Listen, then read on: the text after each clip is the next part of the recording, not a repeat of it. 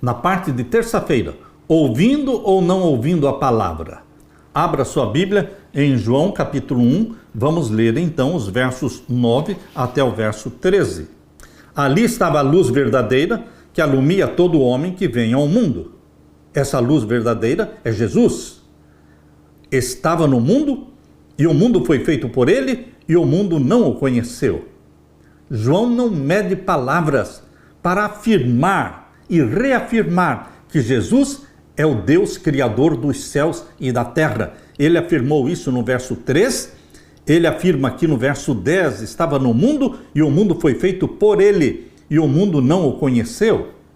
Veio para o que era seu, porque ele veio para ser Messias, ele veio para salvar o povo de Israel e toda a família humana. Porém, os seus conterrâneos, o seu próprio povo, os judeus, os israelitas, eles não o reconheceram como um Messias. Veio para o que era seu e os seus não o receberam. Verso 12. Mas a todos quantos o receberam, deu-lhes o poder de serem feitos filhos de Deus, aos que creem no seu nome. Aleluia e aleluia. Mas a todos, você e eu, que recebemos a Jesus Cristo, ele nos deu o poder de sermos feitos filhos e filhas de Deus. Você sabe o que significa ser filho e filha de Deus? Jesus foi gerado no ventre de Maria como filho de Deus. Mas você e eu também podemos ser gerados não no ventre materno, mas somos gerados ao nascermos da água e do Espírito.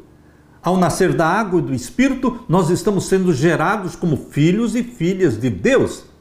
E mais, não somos filhos e filhas de segunda classe. Não existe uma segunda categoria de filhos e filhas. Quem é filho e filha de Deus é filho e filha.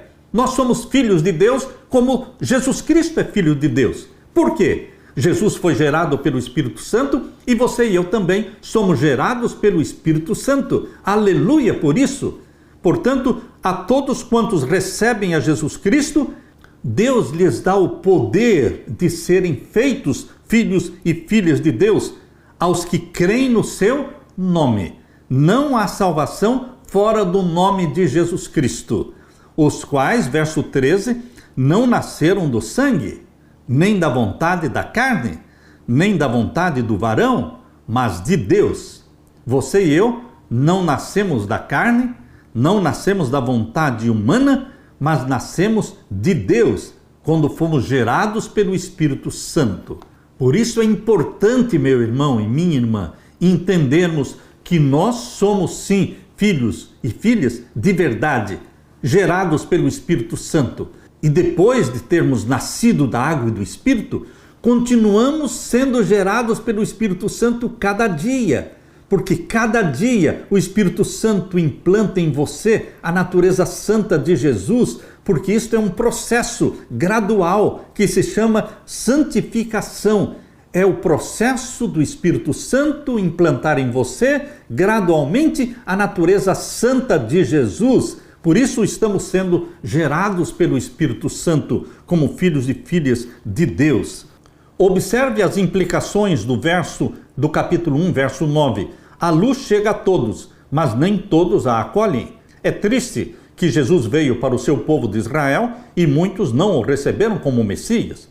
Em Romanos capítulo 9 até o capítulo 11, nesses capítulos de Romanos, Paulo trata do mesmo tema trágico, o fato de muitos judeus terem rejeitado Jesus. Mas Paulo não termina com uma nota negativa. Ele diz que, de fato, muitos judeus, juntamente com gentios, aceitarão Jesus como seu Messias. O apóstolo adverte os gentios para que não se gloriem contra os judeus. Paulo diz, Romanos 11, 24, pois, se você foi cortado daquela que, por natureza, era uma oliveira brava e contra a natureza foi enxertado numa oliveira boa, quanto mais esses, que são ramos naturais, serão enxertados na sua própria oliveira. Paulo está falando aqui da conversão dos judeus. Temos que crer, precisamos crer que haverá uma conversão muito grande dos judeus agora no tempo do fim, antes do fechamento da porta da graça. Quando for aprovado o decreto dominical, queridos, milhares e milhares de judeus fiéis a Deus, que guardam o sábado, não vão querer receber o sinal da besta. Eles preferem, eles amam o sinal de Deus, o selo do Deus vivo. Eles são guardadores do sábado. Porém, eles precisam aceitar a Jesus como Salvador, porque é Jesus quem salva, não é a lei que salva. Por isso, quando for aprovada a lei dominical, milhares de judeus vão ter que fazer a sua decisão ao lado de Jesus. Por quê? Porque eles já aceitam os mandamentos de Deus, porém precisam do Salvador, que é Jesus Cristo. Ao contrário, milhares e milhões de protestantes, de evangélicos, que abraçam a Jesus como Salvador, mas rejeitam os mandamentos de Deus, eles terão que fazer uma decisão ao lado dos mandamentos de Deus. Assim como os judeus precisam aceitar a Jesus como Salvador, porque eles já guardam os mandamentos de Deus, assim também protestantes, evangélicos e católicos, todos os que já aceitaram a Jesus como Salvador, eles precisam tornar-se obedientes aos mandamentos de Deus. Porque Jesus disse em João 14,15, se me amardes, guardareis os meus mandamentos. Não pode existir amor a Jesus Cristo sem ser demonstrado através de uma obediência voluntária, uma obediência por amor.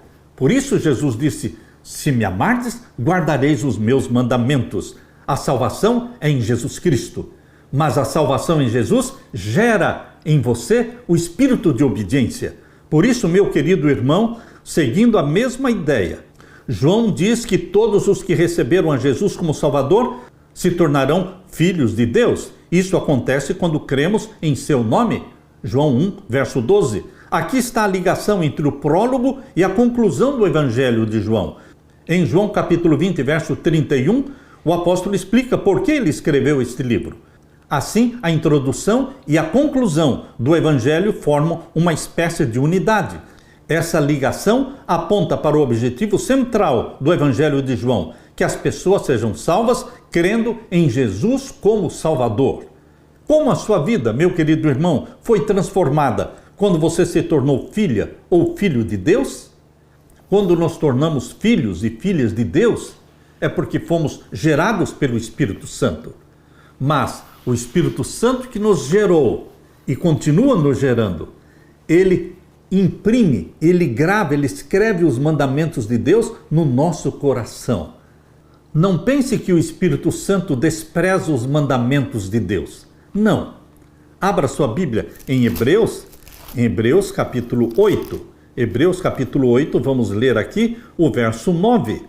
Não segundo o concerto que fiz com seus pais, no dia em que os tomei pela mão para os tirar da terra do Egito, como não permaneceram naquele meu concerto, eu para eles não atentei, diz o Senhor, porque este é o concerto que depois daqueles dias, ou seja, no Novo Testamento, este é o concerto que farei com a casa de Israel, diz o Senhor. Porei as minhas leis no meu entendimento, e em seu coração as escreverei, e eu lhes serei por Deus, e eles me serão por povo. Queridos, no Novo Testamento, o povo de Deus é o Israel espiritual. São aqueles que abraçaram a Jesus como Salvador, que foram gerados pelo Espírito Santo, e o Espírito Santo escreve na mente deles, no coração deles, os mandamentos de Deus. Porque é o que diz aqui em Hebreus capítulo 8, verso 10. Porque este é o concerto que depois daqueles dias farei com a casa de Israel, diz o Senhor. Porei as minhas leis aonde? No seu entendimento, e em seu coração as escreverei. E então eu lhes serei por Deus, e eles me serão por povo. Nós somos povo de Deus, não só porque Jesus nos salvou, nós somos povo de Deus porque depois de Jesus nos salvar pelo seu sangue, o Espírito Santo gerou em nós, implantou em nós uma natureza santa, obediente, que tem prazer na lei do Senhor. O Espírito Santo escreve na sua mente, meu irmão, os mandamentos de Deus. Então, é impossível alguém verdadeiramente salvo em Jesus Cristo e gerado pelo Espírito Santo que não ame os mandamentos de Deus. Porque, como disse Davi, no Salmo 119, verso 97, ó, quanto amo a tua lei, é a minha meditação em todo dia. É o Espírito Santo que escreve os mandamentos de Deus e faz com que a lei de Deus se torne a nossa meditação em todo dia. Ó, quanto amo a tua lei, é a minha meditação todo dia. Salmo 119, verso 97. Aleluia!